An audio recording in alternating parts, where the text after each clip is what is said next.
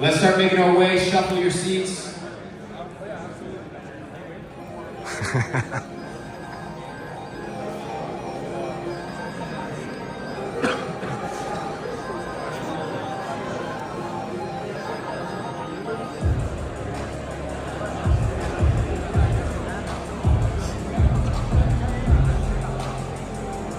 All right, let's make our way to our seats. All right, move to a different table, move to a different table, move to a different table. You guys are turning your back on me, I don't like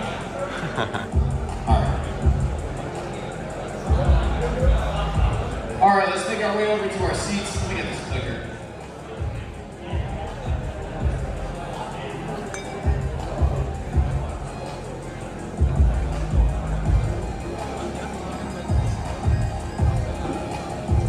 I like that. Good.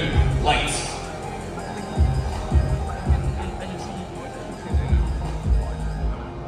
All right, and if anybody's downstairs, we're going to get started with our keynotes. I know we have some people networking downstairs. We can make our way up top, and we're going to get started. All right, first keynote, ladies and gentlemen, how to build successful companies. Now, who here is either has had, or is thinking about having a project of their own or partnering with somebody inside of the crypto space? Anybody ever thought about one? Building a company? Who here has their own company? Freelance, e-commerce, a lot of you guys, digital marketing, SaaS, everybody, okay? Now, what differentiates a successful company from an unsuccessful company? What allows somebody to gain customers and another person to be in what Jack calls barren desert? What is the difference? What differentiates a winner from a loser? Now, the reason I sat down and I was like, okay, how can I provide massive value to everybody here today? And what I came to realize is that, who here has crypto? Because I know a lot of people in the, raise your hand. Who here has crypto? Who here doesn't have crypto? Okay, a couple people don't have crypto. So most people here have crypto. You guys are probably aware, just like I am, that when it comes to crypto, we have really weird valuations. We have highly inflated market caps. We have projects that generate $10,000 a month in revenue, but have a $1 billion valuation. It makes no sense. Is it truly a successful company, or is it just some sort of mirage, or some sort of illusion, or some potentially just a scam? I would say it is more along those lines than a successful company. We've seen layer 1 companies that can't attract users, spending tens of millions of dollars every single year trying to onboard users into their experience, into their platform, into their chain, and they can't. Why? Because they're just burning money. They're not a successful company by any means. So today I'm going to teach you guys how to build a successful company. The secrets, the blueprints that I utilize to build a multi-8-figure company in the info space, to build an 8-figure business inside the venture capital crypto space, and hopefully you guys can extract some information to help you guys have some sort of competitive advantage in the marketplace. So let's get started. We start with the end in mind. Whenever you do business, whenever you start a project, do you start with the end in mind? What is the goal? You're in business, why are you in business? You want to make money, why? How much? By when? From who? What are you going to offer? What type of products and services are people going to consider you for? Do you start with the end in mind? So many projects in crypto, they start with the beginning in mind. They don't start with the end in mind. They're optimized for one cycle tops. It's an issue. It's not a successful company. You need to start with the end in mind. Next key is to find A players. Inside of your organization, inside of your structure, it's not about how many people you have. It's about the quality of people that you have. There's 3 ingredients and recipes for A players. One, obviously, we know it very well, is talent. You need to be extremely talented at what you do. You need to be the best at it. You need to become irreplaceable. Now, it's not just about quality of talent, but there's 2 undeniable underlying traits that every A player has. First, loyalty. Are your C-suite or your personal team, the people that are building this vision with you, we're talking about starting the end in mind, right? Are these people going to go the distance with you? Longevity and loyalty. Do your A players have that, or are they coachable? Could another team pick them up? Could they just leave and start their own project? Which is totally fine. But A players are hard to come by. However, A players can also be developed. You can take raw talent and optimize this talent by doing the next thing, which is giving them a clear direction, leading with vision. When you have high quality talent, because guys, when you look at companies, it's a conglomerate of an idea and people that make that idea reality. But if you don't lead with vision, then nobody's going to follow. You need to incentivize people with more than just a salary. There needs to be purpose. There needs to be vision. So when Ton rolls around and they say, hey, they have a very powerful group of people, and they say, hey, we want to put crypto into every pocket. That's the vision. Well, how many pockets are there? And how many people are there? Well, that's the vision. That's the goal. That's the end in mind. And you work towards that. Now you attract people that want to solve big problems. Because once you have money, the really weird thing is you just want to make more trouble, get into more trouble, aka you want to solve more problems. And A players do this, not for money, they do it because they want to follow a vision. So do you lead with clear direction? You need to lead with the end in mind. Now, I've seen it too many times. Overspending on budgets, overhiring, before there's any proof of concept, before there's really any clear understanding of where the product is going to go, any sort of revenue models, any sort of sustainability. People do not stay lean. The money that they make, they spend it. They spend it instantly. They don't realize that you have to be lean. So what does lean mean? Lean and mean, that's what I call it. Finding a few A players. You can do a lot more damage with 3 or 4 A players than you can do with 100 people that are half-assing the job. And you might realize that if you pay a few people a lot more than paying a lot of people little, you're going to achieve your objectives a lot faster. So the question is your company lean? Or do you have a lot of leaks? Right? Are there SaaS products that you shouldn't be subscribed to? Do you have contractors that aren't necessarily good and you shouldn't have them on payroll? Are you overpaying certain staff? Are you underpaying yourself as an owner? You should be getting paid out. Are you staying lean, or is your overhead really high? It's what I call the death by 1,000 paper cuts. Who's heard of that concept? The concept of death by 1,000 paper cuts is not this idea of a final blow, a gunshot to the head.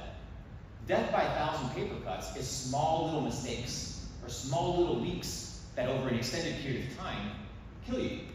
So in your business, one of these things is, I resonate with it personally. You gotta budget P&Ls, you gotta manage your finances, but you do it by staying lean. So the question is, what are the things in your business today that are not revenue driven and that are not community build driven or product driven that can be removed or can be shelved for a later time? You need to have dry powder for really hard times. Next, I know I have a lot of people here in e-commerce, a lot of people in crypto. You never cut corners. Everything that you do with the end in mind, you don't cut corners. You don't cut corners with the community building. You don't cut corners with content distribution or content creation or building an audience. We see all these crypto projects, they launch and within 3 weeks they have 1 million followers on Twitter. How much of it is actually real, or is it then cutting corners by some sort of social engineering? Maybe you can cut corners by selling a cheaper product, or underdeveloping your product, or cutting corners in your security, or cutting corners in your development, or in your progress, in your iteration of the product. If you cut corners, you're not getting the big picture. If you're cutting corners, you don't have the long-term vision in mind. And when you cut corners, you make mistakes. When you cut corners, you leave things behind. So when you have the end in mind, you operate with a specific set of rules. And one of my rules is you never cut corners. You do everything with excellence. You start where you finish where you start, and you go all the way. Do you cut corners in your business? Do you cut corners in your management? Do you cut corners in how many hours you work? A lot of people cut corners. If you want to build a successful company, you cannot cut corners. You cannot miss essential steps. You know what they say? When you play these video games or when people cheat and they can get away with it. In business, you can't get away with it. Business, they'll catch up to you. You can't. You know how you can cheat your way through high school? You can even cheat your way through a doctorate. But you can't cheat your way through a surgery on the table. Right? So when the game is actually to be played, if you cut corners, it will be convenient. You never cut corners. Now, we talk about products. Let's say we don't cut corners with products. The biggest single issue that I've seen in any company, whether it's Web 2, Web 3, DAOs, decentralized ecosystems, centralized ecosystems, is that they don't understand trends and narratives, the ebbs and flows of the market. Now, just like every year has 4 seasons, winter, autumn, summer, spring, there's also different calendars. We have cycles, crypto cycles.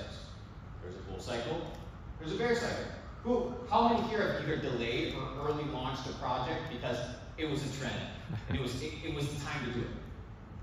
A lot of people. But if you're not on the right trend and on the right narrative, and we're going to explain what these things are specifically, you're not going to make it. So the question is, do you take trends and narratives into consideration? Do you understand the macro and microcycles of your niche? I'll give you guys an example. Macro cycle. Jeff Bezos, 1999, says, hey, you know what? This is my macro cycle. I'm betting on e-commerce. People are going to be buying shit online. That's the macro cycle. That's the bet. What is the micro cycle? Oh, hey guys, people like fidget spinners because they have ADHD. That's your micro cycle. That thing has maybe a 4-month lifespan that's highly lucrative, but it's within the macro. So you're betting on the macro, and then you're finding trends in the micro that are going to give you capitalization. High reward for low risk. Macro and micro cycles, let's talk about it. Narratives. What is a narrative? Long-term momentum swings. Swing is a polar opposite, right? A shift to the complete opposite. Long-term momentum swings that fundamentally change how societies operate. Who here has seen a change in narrative over the last couple years? A change towards more focus on decentralization, about the governments, like, hey, we wanted freedom of speech. Who's here seen that kind of play out? Has anybody seen that trend, or is it just me? Nobody seeing it? Am I seeing it? Yes? Can I get some responses, please? Yes. Okay, I thought we were in a room full of new people. Narratives. Do you understand the macro cycle? Narrative. What's the narrative for you in your business? If you're in e-commerce, if you're in SaaS, if you're in crypto, what's the narrative for you? What's the long-term play? Trends. Short-term, often synthetic attention spikes that come off from the macro narrative. These can be engineered. These can be manufactured. Who here is familiar with the entire biohacking routine that's been going crazy about saunas and cold plunges? Who here has seen that? Everybody's seen it. Every person has seen it. A lot of people bought into it. If you're part of the Tawny ecosystem, you can go to Pavel's Instagram, and that guy's, ripped, sitting in a bathtub full of ice. But there's a trend inside of this. What is the narrative? Biohacking. Well, what is the trend? Cold plunging. Well, why are you saying this? Well, because somebody came up with the intelligent idea of buying at plunge and making their own plunges, and now they're worth $100 million. Would they be worth $100 million? Oh, excuse me. They did $100 million in revenue their third year. They're worth a lot more, obviously. So what's the narrative? Health. What's the trend? Let me sell something online. If every person is talking about this shit, somebody has to provide it. So what's the narrative? Another example. What's the narrative? Decentralization. We need 1 billion people to be using crypto by 2030. Okay, that's the narrative. We want to get there. We want decentralization. We want an alternative payment system. We want an alternative ecosystem where people can communicate and congregate. Well, what's the trend? Who here has been seeing the tap to earn games on Telegram? Who here has been seeing well, that's the trend. These are what? Attention spikes based off of the narrative. But this is where you make a lot of money. This is where your business wins. This is where your business gets ahead. But if you're not on the right trend, it won't make sense. But you can be on the narrative, you can be on the trend, but unless you optimize optimized for the right time, timing is key, then it doesn't matter if you're on the right trend. Let's say me wanting to raise $20 million in the bear market. Luca, is it easier to raise $20 million in the bear market or a bull market? Bull market. There you go. It's the ebbs and flows. So you have the ebbs and flows. Look, there's more capital, there's more cash, there's more attention. Therefore, your bet can be what? Placed and sustained at a higher rate. So are you doing timeliness? Are you doing an understanding and analysis as to when you should be rolling out product, or just rolling it out? So if you understand the trend, the microcycle, if you understand the narrative, the macro cycle, now you have to optimize for timing. Macro cycles, narratives, trends, ebbs and flows. Next, distribution. Oh, this is my favorite. My favorite here. We're going to talk a little bit about distribution real quick. The art of distribution. Now, when I sat here and I was thinking about what to talk to you guys about, I was kind of conjuring this idea of what could be of massive value. I began to ask myself, what is it that every company, whether it's Web 2, Web 3, doesn't matter, is missing? Distribution. Now, what is distribution and why is it so valuable? Peter Thiel, co-founder, Palantir, co-founder of PayPal, had a crazy distribution mechanism for PayPal at its inception stage. If you guys aren't familiar with it, what PayPal would actually do is it would give you $10 if you signed up. So what would people do? We're talking about distribution. Hey mom, sign up, get $10. Hey dad, sign up, get $10. Hey sister, sign up, get $10. Viral campaign. They learned how to distribute content. There's a couple keys that you need to master and a couple lessons that have to, a couple boxes that have to be ticked anytime you're going to consider distribution.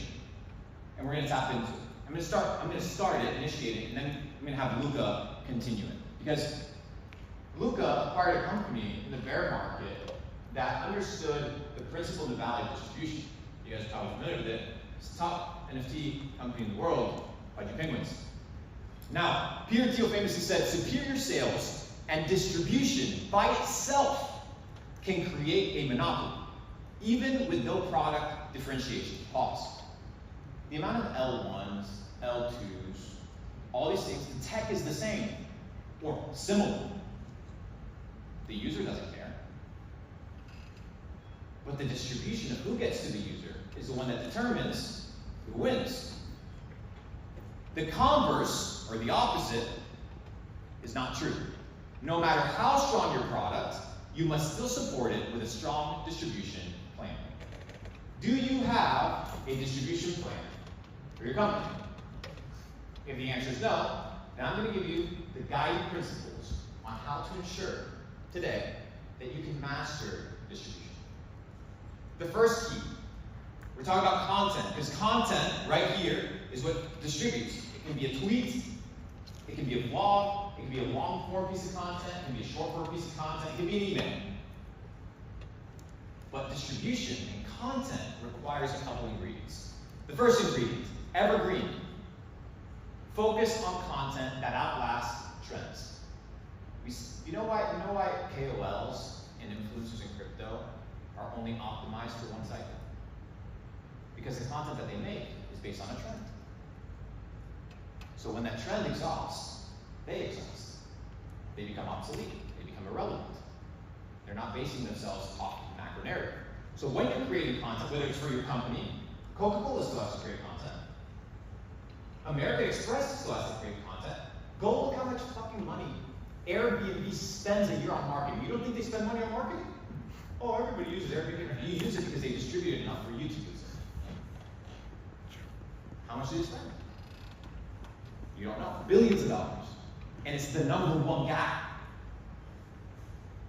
Billions of dollars. But their content outlasts trends. So is the content that you're making for your brand, your company, your organization, your business, is it evergreen or is it short term? Because if you're running any sort of content creation, you're going to understand, unless you're doing it with your iPhone or just tweeting, that media can become extremely expensive. It's very expensive to produce high quality content. It's very expensive. But if you create evergreen content, the shelf life of the content is extended. So let's say I go to, I'll give you guys an example. let's say I go to a crypto influencer on YouTube, and I pay him 50 grand to make a 4-minute video about my project. Well, obviously there's going to be rules and guides and stipulations.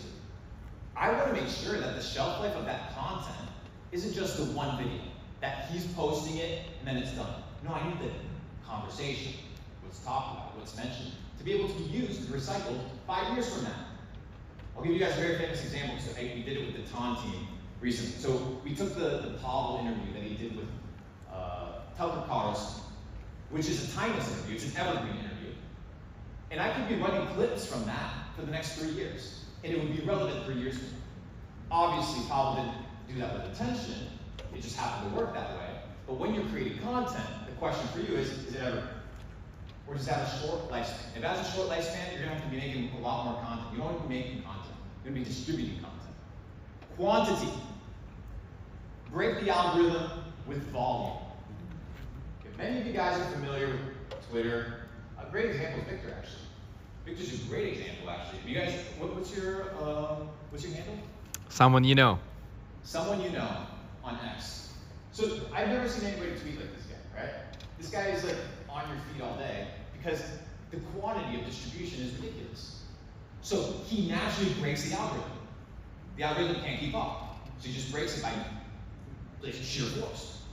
So if you have evergreen content and you break the algorithms with quantity, the next ingredient is iteration. Because what you do is you find patterns of virality. So once you find patterns of virality, what you do is you just optimize for it. I'll give you guys an example. I'll take the example of crypto, of e-commerce, and then I'm going to apply it to content. Who here has ever run an ad, a Facebook ad for an e-commerce product? Okay, a couple people. Now, when you do that, you need to find what? It's called a winning ad, or a winning creative. That's what they call it. It's the ad that for some reason, something about it causes people to talk, causes people to like, comment, makes the CPM super low. That piece of creative has probably been iterated over an extended period of time to achieve that specific result. Now my question to you is, when you're iterating content, you're iterating your business, improving your business, you need to be improving it based off of feedback. So if your content isn't going viral, whether it's for your business, whether it's for your personal brand, whether it's for your company, your SaaS, it doesn't matter, it's not hitting. It's because you haven't iterated it based off of the feedback that you've received. So if you're not getting views, if you're not getting content out and it's getting watched, it's not that you're bad, it's that you haven't iterated based off of the information you've received. What's the feedback? What's the feedback that you're getting? And how do you optimize according to that feedback? Oh, and finally, not all attention is positive. Okay, we're talking about iteration. Not all attention is positive. People say, oh, all attention is good. All press is good press. Bullshit.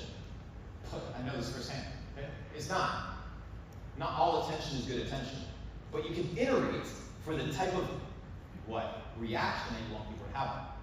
Let's talk about the Budweiser campaign, right? They did this crazy campaign, they lost a ton of users, and they iterated, and now they did some sort of red pill, macho iteration of the last campaign that was with some transgender group of people, and now they're iterating into what? More masculine, because that's their demographic. Their demographic was pissed with the last result. The attention was not positive, it cost them billions of dollars in sales, so they iterated towards what their audience wanted. Are you iterating based off of the feedback that you're receiving? Finally, right, we mentioned the concept of virality, we talked about the tap to earn games. Incentives. There has to be an incentive. People don't do shit for free. It doesn't work that way. It doesn't have to, the compensation doesn't have to be money, but people don't do things for free. So what are the incentives that are attached to your distribution? What are the incentives that you're giving users to share? Like, why the fuck would you share it if they're not going to share their revenue? If there's no reward for you, why would I even talk about somebody else's stuff? There's no incentive. It's the same thing for a community. Oh, well, I want to join a crypto community. Okay, well, what's your incentive? Well, is it the token price going up? Is it the fact that you can probably get a job? You just find decentralization, the incentive of just having an alternative payment system is good enough for you? What you need to understand is you need to find the incentives and hire incentive-based distribution. Now, when you have incentive-based distribution, the overhead, when we talk about being lean, is a lot different. Because what you do is you've created incentives or mechanisms that allow people to monetize or get something that they want in return for helping you. We talked about PayPal as the example. Every time somebody signed up, the user got $10. That's the incentive. Would not many people have signed up if it wasn't $10 a hand? No. Now, another great example of incentive-based distribution. Who here's familiar? You're from India. What's the name of the richest guy from India? And he owns what cellular company? Jio. So Jio, crazy, right? So Jio, this telecommunications company, comes in, and at the time there's about 12 telecommunication companies that charge about the average of $6 to $7 a month. That was the plan, right? This guy, the richest guy, you've probably seen him on your feed, the super rich guy that has $1 billion skyscraper in the middle of India. He said, my incentive is going to give every user 3 free months of cellular connection and data. 3 free months. He killed all the other businesses. Everybody swapped. What was the incentive? Let me save $6. And he killed multi-billion-dollar businesses overnight. And guess what? 3 years later, he isn't charging 6, he's charging 12. He made his money back. But he applied incentive-based rewards. Now, what does incentive-based reward look like? What does it manifest? So we talk about all these theories.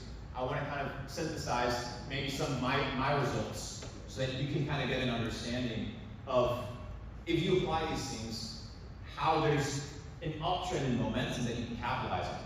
So over the last, I would say, this is 2023, but also kind of the first couple months of 2024. Cross-platform, and we're going to talk about this right here. This is key: intensity, volume, and duration. We're going to talk about this right here. This is my formula. I'm giving you guys my formula, by the way. 2023, I posted 153,000 videos. How many of you posted? How many is your business posted? I post a video every 4 minutes. How long have I been on stage? 27. Okay, I've been here 27 minutes. Maybe like 8 videos have gone up. Sheer force. Breaking the algorithm. How much content are you putting out? What, you think one piece of content in the fucking internet is going to change it? Oh, you had that 1 million view video? Oh, good job! No. 2.7 billion views. One of the fastest growing creators of all time. By sheer force. 191 million profile visits across all channels. 547 million unique impressions across all channels. It's about 10% of the population of the world. Total reach across all channels, 800 million. 9.2 million followers across all channels. A truly decentralized content creator. And the uptrend is what? We talked about iteration. You iterate. You guys see that growth curve? It's a growth curve of iteration and improvement. Now, the formula is based off of 3 ingredients: intensity, volume, and consistency. How hard you do something, like how intensely you go into it, how much of it do you do, and for how long. The thing is, I've been making content for years. I've been iterating for years. So once you have the long-term perspective in mind, you understand that these are prerequisites, these are requirements. Are you the most intense? Are you inputting the most amount of energy? Are you showing up more than everybody else? Luca, how many GIF views do we have on Buddy right now? 30 billion. 30 billion views. Do you know how many people have actually used them? It's like 900 and something billion. 900, almost a billion people, right? So our GIFs are going viral. Intensity, volume, and duration. How long is it that you're doing something? We're talking about evergreen content. Now, this is what your business could be, right? This is the growth curve of your business, right here. if you apply what I'm sharing today. Now, we're talking about making money. So now that you get some fame, right? We're talking about getting some fame. We got to transform this fame into some sort of conversion. Whether the conversion is a download, whether the conversion is a sale, whether the conversion is a follow. It doesn't matter. What is your funnel? Now, every funnel has variations. I'm going to share with you guys one of my basic funnels. I'm going to give you guys a breakdown on how exactly it works, how you guys can replicate something similar. I'm going to share with you guys how this kind of works. So we'll start with the top. We'll start with the top of the funnel. The first approach is interaction with any sort of customer base, the first touch. It can come from short form content, it can come from a billboard, it can come from a 30-second ad on television. It's the first touch, the short form interaction. That's why billboards are so popular. What's the ROI on a Times Square, New York Times Square piece of billboard? It's hard to calculate that, right? It's the top of the funnel. It's very intrinsic value when it comes to being really niche, because your goal here is to just add a ton of people. We see people that are really good at the top of the funnel and getting a lot of eyeballs, but they don't understand how to make money with it. I'm going to teach you guys how to make money. You guys want me to teach you how to make money with the distribution? Yes? Good. Short form. We're talking about what's relevant today. So this funnel works, it'll work for the next 3 years before something changes, right? 3 years. You need to start with short form. Short form content. It can be tweets, it can be short form videos, it can be hiring creators to do user-generated content, because you want the first touch. Next in your funnel is going to be your long form content. Now that people know that you exist, do people know what you're about? So people know that there's this health supplement company. Okay, well, what are the mission, vision, and values? Okay, well, we know that this crypto company exists. Okay, but what is it exactly that they stand for? Long form content. Short form content, they know you exist. Long form content, they know what you're about. We live in an ecosystem where people today, they don't just buy based off of necessity. They buy things that they resonate with.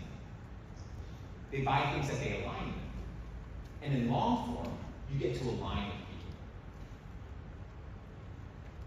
If you guys think this isn't real, and that this isn't the trend, or the narrative of where companies, successful companies are going, I would direct you to an email conversation that was leaked between Mark Zuckerberg, Peter Thiel, and a couple executives at Meta.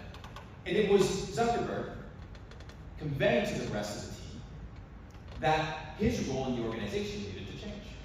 We're talking about a $1 trillion company. And in the email chain, he says one thing. He says, I've been focusing a lot of time on product. The community doesn't even know who I am anymore. He considers Meta a community, a billion-person community.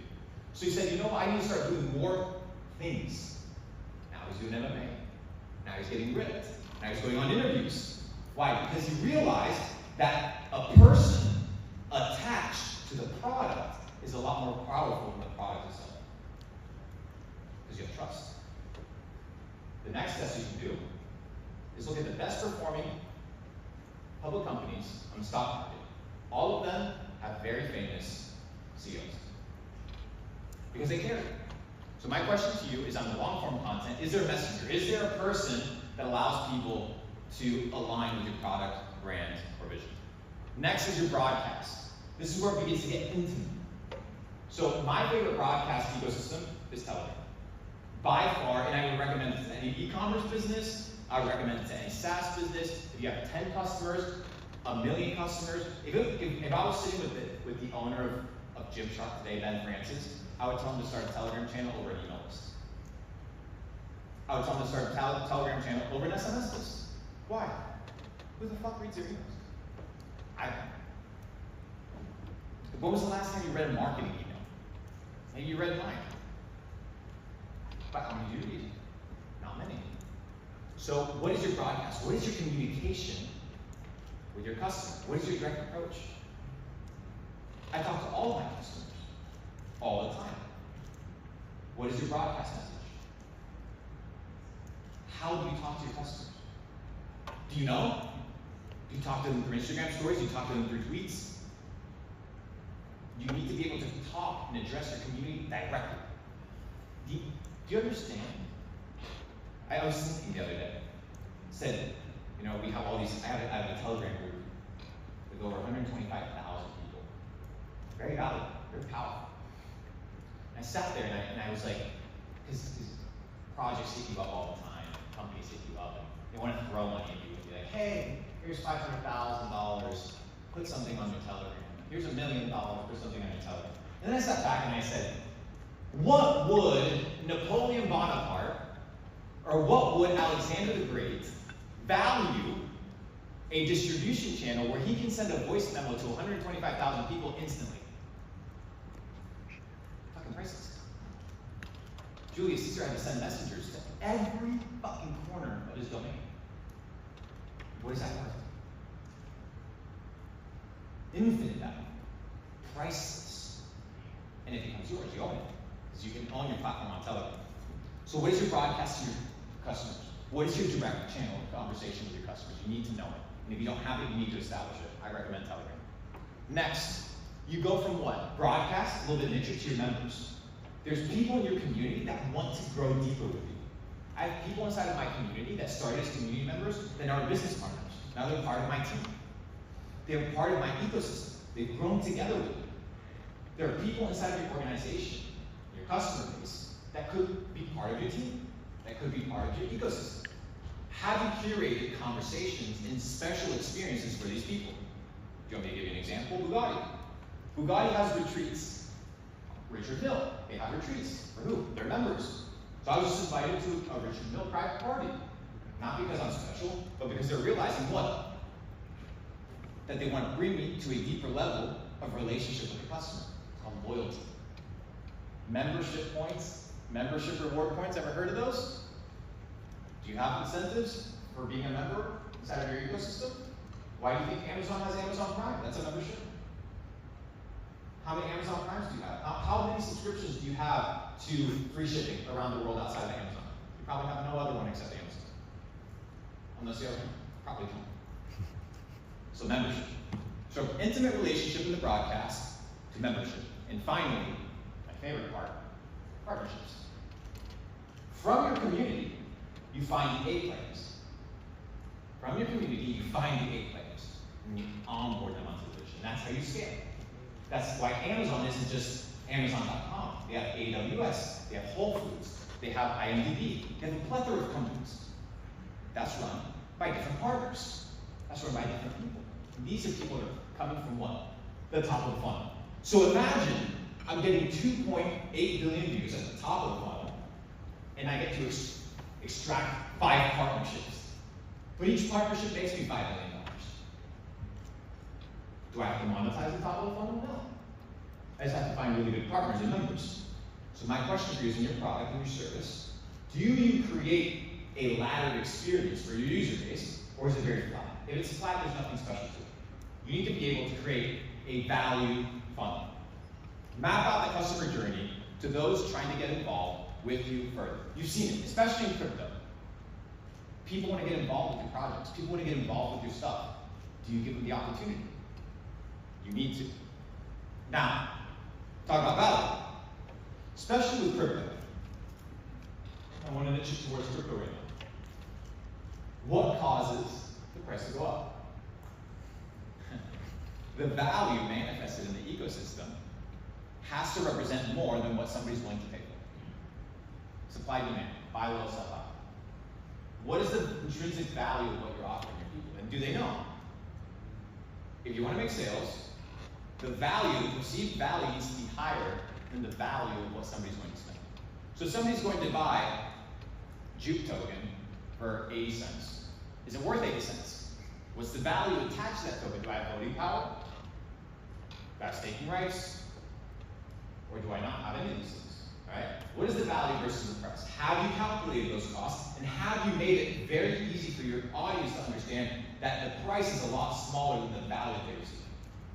And if you haven't, they're not going to fucking buy from you. People are informed buyers nowadays. Value versus price. And as I said, we always start with the end in mind.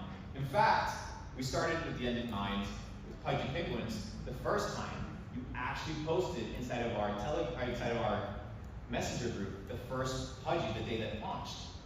And from there, the end in mind was what? Asian user base. It was like, this can go viral. That was the thesis. And from there, starting the end in mind, built into what is now a 9-figure business, a 9-figure IP, soon to be $1 billion IP. So without further ado, I want to tap into the next phase of distribution. How specifically can you go viral with your IP and your brand? We talked about brand building, but I want to bring in one of the best brand builders that I know. Look at this. Now, as Luca makes his way on stage, I want to share with you guys that Luca's background extends beyond just crypto. He's been known to pull IPs such as Von Dutch and many others out of the dust and reach extremely high valuations and record sales. So there's a specific set of rules and criteria to the distribution and to how you interact with your content that is key. So without further ado, my friend Luca Netz, welcome.